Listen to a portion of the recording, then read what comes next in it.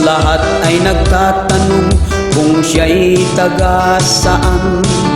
Sa gitna nitong krisis, lahat ay nagulantang.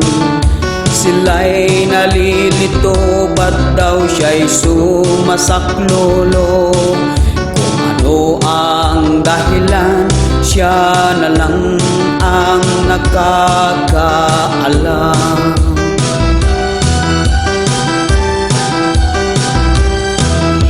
Magulang daw ang nagturo kung anong pamamaraan. Ang pagtulong sa kapwa ang kanyang natutunan, kaya't ibinabahagi ang kanyang karangyaan. Kung siya may medyo mayabang, siya na lang ang nakakaalam.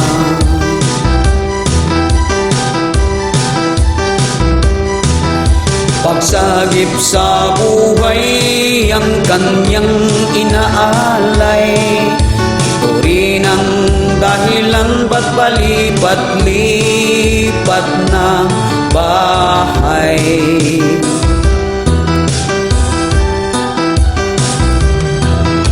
Kaya ngayon ay naghamon sa mga mayayaman na di pagkakamali ang tumulong sa kababayan. Gantimpala'y din niya hangad na makamtan, kundi ang malamang tama ang kanyang ginawa.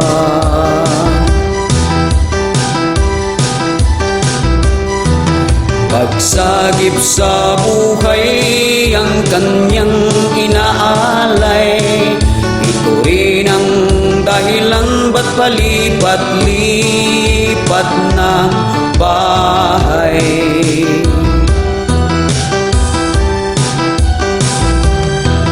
Pagsagip sa buhay ang kanyang inaalay, ito rin ang dahilan ba't palipat-lipat ng bahay.